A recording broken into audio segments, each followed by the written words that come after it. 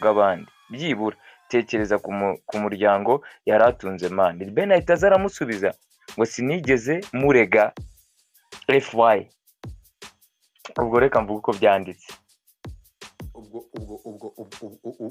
igihe cyabeshye debeni mu rukiko uretse gato ubwo ubushinjacyaha bwabeshye debeni ko yatanze ikirego ntacyo yatanze mani mujye mureka ntabwo reka nkubwire debeni reka kwigaragaza nkaho uri marayika utanya ngo bikunde utanusa ntabwo wagiye ntabwo ari wowe wabwiye ngo gufata ku mavuta yafashwe n'ibyaha bye kuba urimo bo yibasiye waretse kwigira marayika kugira urandika wandika iki izo mbabazi yeba utanga imbabazi ko ndikora fata ku mavuta my brother hanyuma his your brother aya masaha his your brother kutamusuye ahantu yarafungiye kuri polisi ngo izo mbabazi uzimo mubwire ko nta kibazo ufitanye nawe uriya mugabo yiteje abantu inde debeni yiteje abantu udifa wambabariye ko ngewe nzamutse ufata umunota umwe gusa mbabarira ngewe gusabira musaza wanjye imbabazi mubabarire kabisa uravuga musaza wawe uhe gute yakoze iki reka twumve icyo yakoze nyine mubabarire wamubwiye yumvise yakoze iki banza uvuge icyo yakoze yakoze iki uzi icyo yakoze yatanze imbabazi nyine kuri social media kandi yaranze kuzitanga mu rukiko urumva rero akabanyarwanda mani amarangamutima mugira avuye ubu se ayo marangamutima Godfather ayo marangamutima kuri kuri Fata ku mavuta urumva ari bumufashe iki to be honest tekereza icyo kintu ntacyo debeni wawe urashaka listen blessing urashaka gukiriyaringa izina rya debeni which is good njye ndi umufana wa Ben sibyo ariko ibintu ngiye yakoze from the beginning namenya ko yatanze ikirego nabonye ko ari weak man. Do you know how many times abasani hano bavugwa bakaraburiza ariko amakosa yarabaye ntavuga ko atabaye ahubwo avuga ngo umuntu yategereye agasaba imbabazi wenda ari kumubabarira ariko niba bitanabayeho ya Godfather yamubwiye ya Godfather umunsi isize urusenda rwose wisize urusenda umva narinje gusabira musaza wanjye imbabazi reka amanuke nta kindi mumubabarire ndabuzimusabiye rwose abo ngenda aza kumusaba kuzaza akagira ibyo avuga noneho kubera ko ibi ngibi azaze naha kuri space mbere mbonye musaza wanjye ngewe asubiza abantu ubundi ntiyajya agasubiza araburiza ni irabu nyine iryo ni irabu ni ukuvuga azaze hano atange abivuge oya ariko ashobora gusanga ari byo wenda nta kirego yatanze we kandi igihe cyabyanditse n'inyarwanda bro ubu se byabeshye mu rukiko abantu bariyo urumva ari abasazi akubwoma muri kutuwe ko numvishije bavuga ngo nani ngo afite ibipimo by'urumogi niba ari 200 ngahe sinumvishe mu rukiko avuga ko nta wamupimye ibyo se cyari ikirego ahubwo si cyo cyari ikirego bari bagiye kumurega kuzana ikirego wenda wagira haruguru abantu kibeshaho mu mubabari oya bageze muri ibyo by'amadrug umva wenda umufana we ibyo n'urusenda mu mubabari rwose oya izo drugs bavugaga bo bapimwe uzi utubwiwe n'iki ko baba bari clean oya nyine nibyo ndi kuvuga nti ibyo nta wabigira nyine nabuze gushaka kuba yarishe nkuko nabandi oya bari abatipe baricaye bicara baganira ku muntu bafata umwanzuro ashobora kuba yanditse kuri Instagram yakibesha wenda kandika akibagirwa ko ngahumva nawe ibintu uri kuvuga umva mbwira ibintu uri kuvuga rero sha birimo birambabaza kubera ko reka nkubwize ukuri uyu mutipe na timu ye bicaye bakora inama bavuga ibyo bagiye gukorera umuntu ibyo byo niko bigaragara kuko batanze ikirego babiganiriyeho ugeze he utangira kuvuga ukuntu uyu muntu man the benase kwanza atange avuge ibyo bintu abivuge tubwiwe ariko twebwe kubera ko sinitegeko abafana be bose ari ariko umwana utoroka se umwana mu nsengero ukunda Imana ibyo bindi rero niyo mpamvu yanatanze n'imbabazi ubwo muri ikibazo Akomey none fata ku mavuta yanga Imana Blessing akubundi abanyarwanda mupime mubaho nabi n'amarangamutima maze umugabo uva kubwira gutya bari umugabo ne bakare kibizi ari kutumyenza ngo baramugaye ngo from the beginning nkubaze wigeze umuntu yigeze gutuka iki umuntu ninde udatukwa se the Benisi w'igikondo niyo yakuzwa atukwa kubitwa agira iki si umunyarwanda siko ibyo bintu wowe ntago bikubaho no cyane muri showbiz wowe uzi ukuntu abantu batukwa muri showbiz ese ubundi man ko wafashe ubuzima busanzwe bw'abantu ariko amakosa yo umva icyo nshatse kubwira tuvuge wenda ko ibyo kugira wenda bwo yarababaye biterwa n'ukuntu abantu babara bitandukanye ubona nka Godfather ubabiriwe hano kuva mu gitondo ntago wamutuka ngo ababare niyo mpamvu twabyutse duserera ntana babare The Ben umaze imyaka 20 niwe wababare yego ra man oya ntago nari twababaye The Ben amaze imyaka 25 oya ariko Godfather umugabo amaze imyaka ukoresheje ndayigaye umugabo amaze imyaka 15 mu muziki ngo ntago amenyereye gutukwa ubwo urumva ibintu muri oya abanyarwanda mujye mukiriyaringa uri kuvuga ngo uyu muntu umaze imyaka 15 muri music ni ubwa mbere atutswe n'umuntu ufata Kumavuta niba yaragiye no gutanga ikivugo ko umuntu yamututse kamuhatakira umuryango wirigaya Godfather amwataka yaraje angaha twese turavuga ngo fata Kumavuta niba The Ben yarasiye kuri Fata Kumavuta ko yamwatakira n'umuryango nta kosa ririmo nose yazaga avuga iki nyine koko nimba yarababaye izi banza wumve wenda ariko tugaye ko yamwimye imbabazi niba koko Fata Kumavuta yarongera turi mugende musabire ariko wivuga ngo kuba yaragiye kumurega ngo warabimugaye wabimugaye ute umuntu njyewe umva nkubwire reka mbikubwira uko namugaye ngaho tuza nyine nkore uko namugaye tuza si wambajije impamvu namugaye listen umva nyine icyo nshatse kukubwira sibyo nemeranya neza ko Fata Kumavuta bamwe mu bafana be sibyo bamukurikira harimo n'abantu bakundaga The Ben so mbabarira umbwire rero inkuru icyambere birabyaberaga muri showbiz inkuru zose Fata Kumavuta yavugaga zaberaga muri showbiz ntabwo ari ibintu byaba listen ako listen please listen nagize statement yanjye sibyo ibi byaberaga muri showbiz Fata Kumavuta nawe yavuzwe kenshi avuga kuntu yari umusekirite nakuna kuri itangazamakuru umutipe nawe yarafightinze man Fata Kumavuta kuva kuri za Radio 1 TV 1 nawe ahageze ntabwo yahitewe ngo ahagere nawe yarafightinze twese tuzi haso turabona progress mu banyarwanda uko zizamuka nicyo nshatse kukubwira rero The Ben is not listen The Ben is not the only one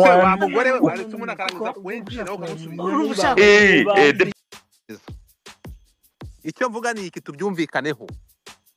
tubyumvikane neza cyane ntimuze kunyobya ntabwo tuye kuvuga ku bya Fata Kumavuta n'icyatumye afungwa birazwi biri mu nkiko ibyaha birahari ikintu cyandakaje nkagira ngo nzahanga nkivugeho niki ntimunyobye The Ben kujya kwandika message kuri Instagram agaragaza ko ari umuntu w'umunyamahoro adashobora kugira aho ahurira n'umuntu ngo amurenge ni imfura y'u Rwanda ni marayika ntabwo Fata Kumavuta ibyo yamukoreye ntabwo byigeze bimubabaza ntibyigeze bimukoraho akajya n'ahatinyuka akavuga ko atigeze atangira Fata Kumavuta ikirego twajya kureba mu rukiko bamaze gusoma kutakoze statement uvuguruza ibyo abashinjacyaha bavuze niba utaratanze ikirego kutari kuvuguruza ibyo abashinjacyaha bavuze ko uri mu bibasiwe bagatanga ibirego mugende murebe ngibyo hejuru birahari iyo article yo ku Gihe ubushinjacyaha bwavuze ko mu bantu batanze ibirego harimo Alex izina ryawe niryo ribanza The Ben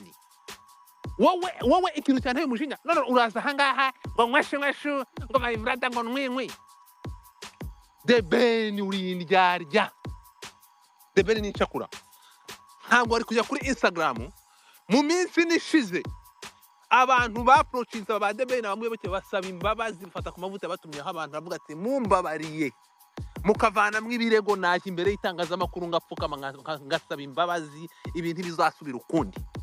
Ntago babagezeho izo mbabazi mwanze kuzitanga, mutanga kondisiyo ko Fata Kumavuta agomba kwandika ibyo bintu akabishyira mu nyandiko. Ibyo ari gusaba ko ari gusaba imbabazi akabibandikira mu nyandiko, imbabazi mukazimuha, ibirego bikavamo. Mwarabikoze. Fata Kumavuta baravuga ati urumva aramutse yanditse hari nubwo adafite uryandika yanditse byagaragara nabi, yaba yishinja ibyaha kandi izo nyandiko kuko ari mu maboko ya polisi already zakoreshwa zimukanira umukwiye. Ariko mugize nk'umuntu mukamubabarira, arahamya ko nagera hanze azanandika n'ibyo byose akabikora. Mwari nanjye mwanga kumuha imbabazi. Icyo ni kimwe. Urandika uvuga ko nta kirego, urandika wandika ibiki. Harabura iminota, harabura amasaha 2 ngo Fata Kumavuta aje imbere y'inkiko. Urajya kuri Instagram ubiyandikisha ubusa ngo nkweshu. Ubu n'uburyo nukugira faces zibiri, nukugira amasura abiri. The Ben imbabazi wanditse ntabwo uvuga watanze, wazihaye nde? Izo utatanze zishobora kumufasha mu kugabanyiriza ibyaha ashinjwa imbere y'ubutabera. Uri kuzimuha amaze kubanurwa amagiragere ngo zimumarire iki? Gumana uburoro bwawe. Izi mbabazi The Ben you are so fucking selfish. Wabikoze kugira ngo bigaragare ko Fata Kumavuta abantu imbabazi wasabwe n'abari kumwunganira kugira ngo ibyaha bigabanwe, ibirego mu bikure muri ribu hari bamworohereza sigara facinga ibindi aregwa. Warangiza ukaza kuzitanga kuri Instagram niho yagusaba imbabazi se? Mujye mure kuburyarya turi muri society itari mu indyarya, ntukagire face ebyiri. The Ben imbabazi wanditse zari zo kugira ngo ugaragare nkaho uri umuntu mwiza. Yewe utaregwa namanuka ntibigaragare ko The Ben ari mu bantu bareze Fata Kumavuta. The Ben w'imfura, The Ben usenga nafungurwa ntibigaragare ko ari bagerageje kumurega. Hanyuma ko umwanya wo kwandika iriya tweet uvuga ko utanze imbabazi, kutakoze tweet uvuga ko ibyo ubushinjacyaha bwavuze ko watanze ikirego atari byo ngo byihakane. Mujye mugabanya uburyarya, singundi ndyarya. Jesus. The Ben ni gitangaza bro. The Ben ni gitangaza, uri nshakuru ndyarya mbi. Wowe urabura gustandinga Fata Kumavuta ibyo yakoze byangirije umuryango wawe, abantu birirwa barira mu muryango wawe, uraho ngaho urashaka kwigaragariza. Urumva this guy he's fucking selfish. Kureba inyungu ze gusa, kareba inyungu z'umuziki wacyo, ntunarebe ko ibyo bakorera umuryango wawe ubabaza. Uhagarara ustange ku muryango wawe. You don't fucking even see your family ngo urebe ati ibintu uyu muntu hanyuze reka mpagarare nk'umugabo. Urareba inyungu zawe ku giti cyawe gusa. You fucking protecting your name nka The Ben. What's wrong with you? Urashaka kugira ngo irishusho nziza muri media. The Ben w'imfura, The Ben uranga utavuga kuvugisha nduri birenge. Ngo dufatanye mbana nk'indyarya. Bro, ufite two faces. Go in hell, go away. So ibigiye muri kuvuga rero tuvuga kuri iyi tweet yakoze, niyo mpamvu mubona umunyamategeko Fata Kumavuta yise yamagana The Ben n'izo mbabazi kuvuga ngo yatanze bakazamagana. Ntabwo ziri ari imbabazi. Imbabazi bakwatse wanze kuzitangura zanga uvuga ubusa ngo gutanga imbabazi ngo nkwe. Aha ngani niyo topic narindiho, nanjye ndi kwamagana ibi bintu The Ben yanditse abeshya abanyarwanda ngo ahaye Fata Kumavuta imbabazi. Wowe wagiye kuyandika ko wari i Kigali, ko utagiye kumusura muri ahantu yarafungiye muri polisi ngo zimuhe amenye ko nta kibazo mufitanye, ko uzi ku izina ryawe na Meddy ariyo yari ari imbere mu bantu yibasiye. What's wrong with you people? Bamaze kumumanura ngo fyoto. Dufite ikibazo cyo kugira society igira faces ebyiri. Uri shakura, uri mubi. So ntabwo njya kwa nyina ngo dufada the independent. Mbana n'umuntu muzima namaganye Fata Kumavuta kubyo yakoze, ibi ari kuba yamanuka akajya kuryozwa ibyo yakoze. I'm not regretting it. Nibyo uyu mugore urahangara kuvuga nk'isasu, uvuga ko njye space yanjye yamufungishije, njye se mfungisha abantu. Ariko space nakoze yari yo kwamagana ikibisi y'inyicuza. Urumva? ariko ntabwo ibyo ngibyo biri buze ngo ndeke kuza ahangaha mbona undi muntu uri kwiyambika uruhu rw'intama ugaragaza ko ari marayika yigendera yavuye mu ijuru iza ahangaha itarokose itanyerera idasura. No sense. Simbikunda. Reka dufate undi muntu. Ntabwo mbikunda na gato, ntabwo ngore gutfata. Tuba muri societe nzima. Uyu debeni ntabwo byo kuze bikwiye na gato. Reka tugende dufate undi muntu. Fata ijambo kandi uri burenge topic indi akajya kutandukira kuza mu bindi ndamutumura. Fata ijambo.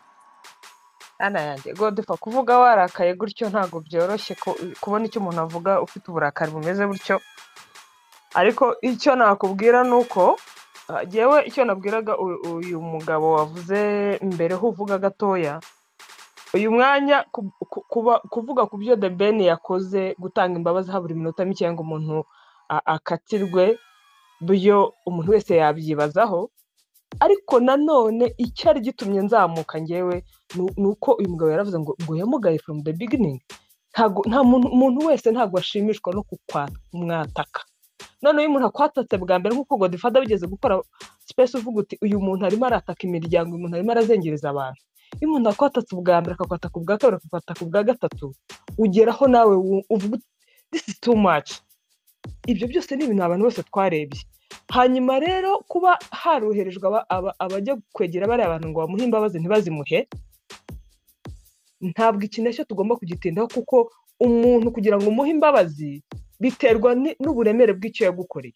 Niba umuntu yaragukoreye ikintu bwa mbere kikagukomeretsa akagikora bwa kabiri, abantu bakagerageza kumwegera akagikora bwa gatatu, ntabwo kuba yageze imbere y'inkiko biri butume ugira impuhwe ngo nuko yageze imbere y'inkiko ngo umuhe imbabazi, kandi waragerageje kumwihanangiza mbere yuko ajya imbere y'inkiko ntakumve. Iki cyo tucyumve, yaba The Ben yaba bano SP hari ikintu muri kwitiranya. Uretse gato hari ikintu muri kwitiranya. Urimo kunyumva? Ntabwo uretse The Ben wigize na Jua, urimo kumva? Washatse kwigira na Jua akashaka kwerekana ko we ni marayika disi ntahuriye n'ibi bintu. Ntabwo The Ben n'aba bagenzi be bigeze batanga ikirego Fata Kumavuta afungwe. Oya, Fata uretse gato reka muting ubanza umbwira. The Ben uretse kuba yashatse kwigira marayika roho mutagatifu akaza kuvuga ubusa, urukumva akaba ariyo mpamvu y'amasaha n'izi message umuvugizi wa Fata umunyamategeko Fata Kumavuta avuga ati reka uburyarya, reka ubucakura, nta mbabazi twagusabye, imbabazi twagusabye barazimanye, ahangaho uri kubranding izina ryawe no kwigaragaza kuri umuntu mwiza. Mugerageze mwumve, ntabwo The Ben medali kuvugwamo ko tutari kuvuga muyoboke kandi yaratanze ikirego, ko tutari kuvuga media yaratanze ikirego, ko tutari kuvuga ntuza no byaratanze ikirego, bahati ko tutari kumuvuga kandi bose bari kumwe na The Ben muri case. The Ben ni wa muntu udashaka izina rye ritokorwe for any cost, buri kintu cyose. We ni mwiza, ntabwo nta sura ntibikunda, we ni mwiza mu bintu byose. Mugerageze mu nyubano ndi kuva, urukumva? Ariko se uwo muntu mwiza aba yanditse ni wewe. Ibi ngibi bari kutubwira hano agaragaza peace ni nyeshu mugere muri ibintu yanditse aho hejuru muri statement bamaganye. Fata Kumavuta Imana ikorohereze bra bra bra tanga nakurega mase my feet. So ibi ngibi waje kubireba impamvu The Ben yabikoze, ntabwo yabikoze kuko afite uwo mutima wo gutanga imbabazi, kuko imbabazi yarazisabwa arazimana. Hanyuma hano umutipe yamukubise fact, reba aho hejuru muri comment umuntu yamubwira ati rero wa mugabo nibi bintu wanditse ubwo ko haye Fata Kumavuta imbabazi kubera kudakuramo ikirego ukamubabarira by'ukuri. The Ben ati reka ntabwo ngiye nigeze murega, siko bimeze.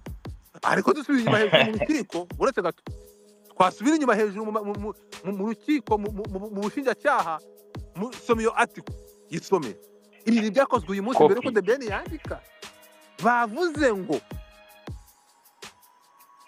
mu batanze ibirego bibasiwe harimo Mugisha Benje mukoresha amavuta ya The Ben. Amavuta na amazina ya The Ben. Uri kumva The Ben kuvuga kwawe ushobora uzibe uceceke kuko kuvuga kwawe bigaragaza uwo uriwe.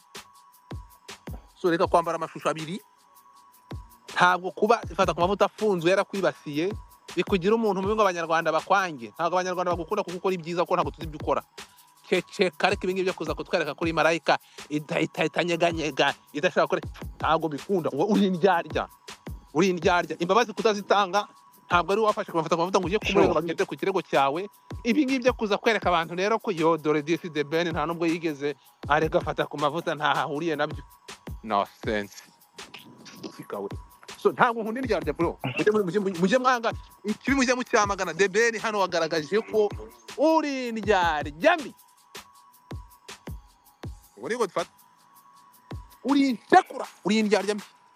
Dukomeze tuganire. Hanyuma especially wabyumva ibyo ndi kuvuga. The Ben ibintu yakoze byo kwigaragariza abantu ko ari imfura y'u Rwanda, wari marayika igenda, atigeze arega Fata Kumavuta, nta kibazo afitanye nawe, imwari mworohereze. Ibi ngibi ko utabikoze ngo umusure ahantu yarafungiye kaciye n'umusure hanyuma unamubwire ko nta kibazo mufitanye. Intumwa zakugezeho kugira ngo mubabarire ko ntabyo wakoze. Mwagiye muri kubucakura mukaba wo muri bo ko gukoserezwa wowe uzamwise udahora n'ibibazo kandi uyirimo. Ijambo The Ben kukuntu umunyamategeko Fata Kumavuta yamaganye izi mbabazi zitari imbabazi. Izi mbabazi zawe ni igicupuri. Izi mbabazi zawe ni igicupuri. Mu rukiko turi gusoma ntabwo ari ukwiyererutsa ni ukwiyambika umwenda wera. Hano muri mujya kureba mu rukiko umuntu uza imbere mu bantu batanze ikirego bibasiwe na Fata Kumavuta ni Mugisha Benjamin. Ndaba aho kugira ngo Ben akore statement niba mu byukuri byavuga ari byo ko atakoze statement avuga ko nta nahuriye nabyo ko bakoresha amazina y'urukiko kandi atarareze. Ureka amazi ubushinjacyaha nabasazi ku buryo bagenda bagafata izina rya Benjamin nk'umuntu watanze ikirego kandi atari byo bakibeshya ku mazina ahubwo yabeshye urukiko. Uzi no kuvuga ngo wakabaye wavuguruje oya kujya gutanga imbabazi wakabaye wavuguruje urukiko ko rwakoresha amazina yawe kandi utarigeze urenga. Genda uje kureka kanya bugogo uri indyarya wa mugabo we. Ambira dukomeze tuganire. Dore fata ijambo ryawe. Ndamanutse warakaye cyane reka manuke. Ndakazwa n'iki ndakurakarira ndakuzi ngiye Fata Kumavuta umwana wanjye. Narakaye niko mvuga. Oya nta point buretse gato nta point ihari ituma The Ben agenda agakora bya bintu. The Ben yakoze amakosa. The Ben yashatse kwigaragaza ko ari marayika yigende ndafite ikibazo. Ubuka kari umugabo kugenzi wawe umwubahe k'umukuzi. Uravuze ngo ngende? Ibuka ko ari umugabo kugenzi wawe umwubahe. Manuka.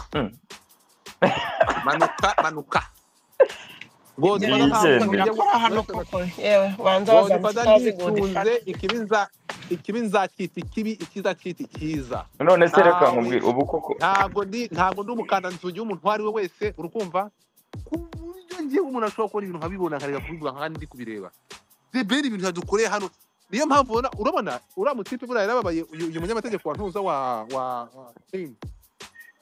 wande ese kambaze The Ben ko kwivugisha kuje dusubira inyuma umuntu atrike tuvuge imvari mvano y'ibi bintu tuvuge abantu mwagiye kureba muri iyi case ahantu hose bagiye komanga batabaza. Dore ibyo nibyo nashakaga Fada.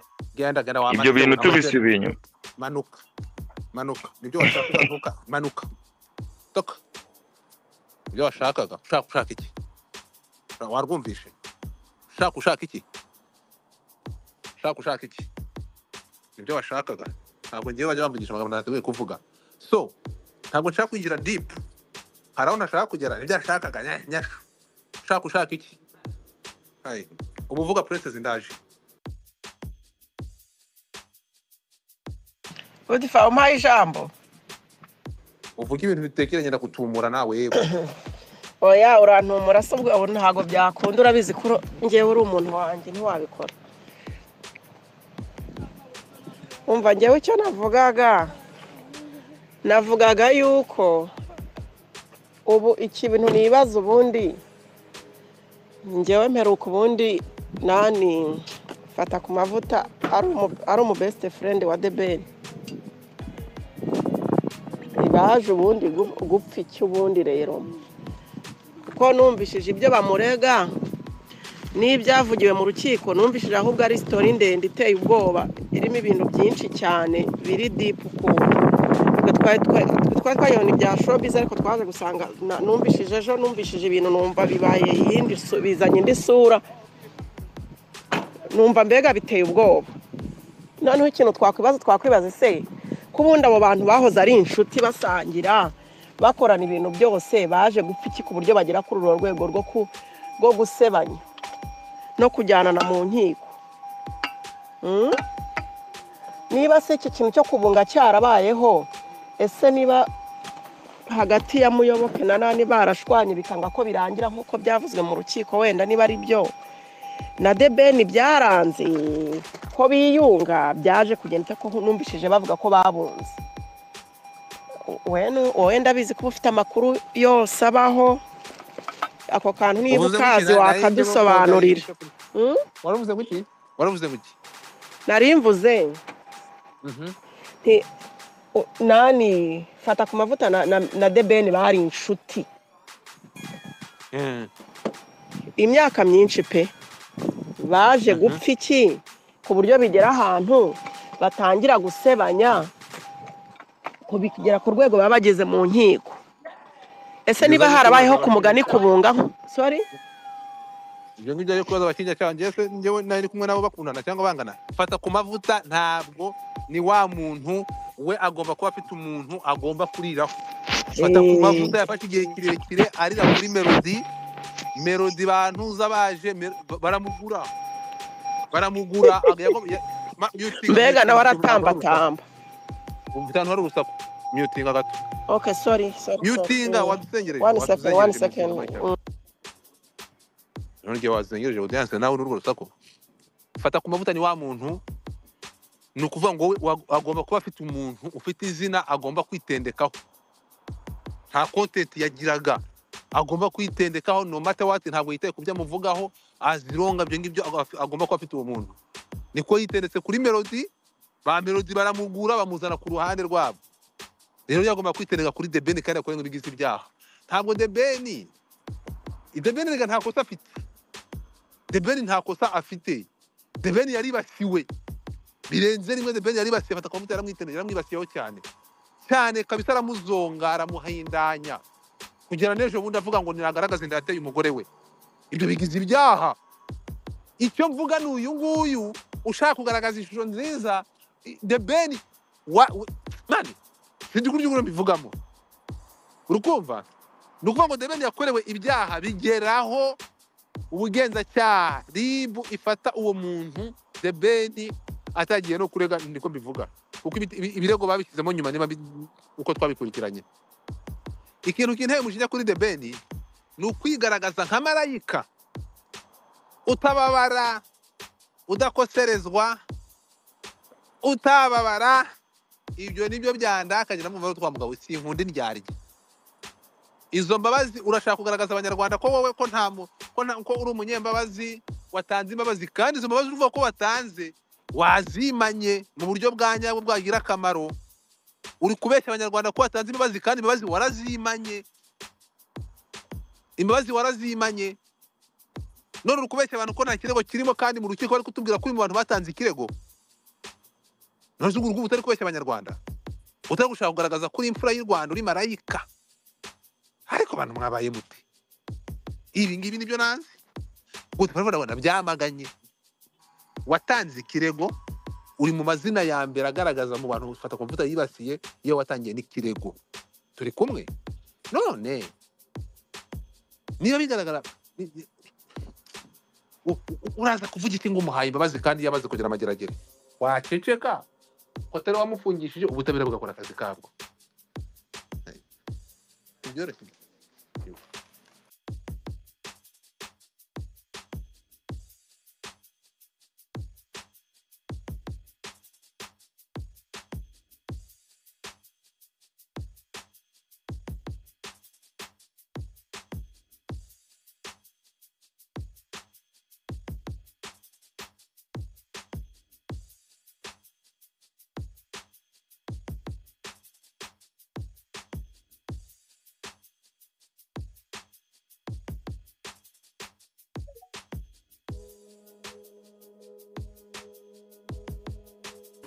ndimo kodaringa akantu memuretse ndaje modaringa akantu we jabo inagwaye mike ngiro zamuke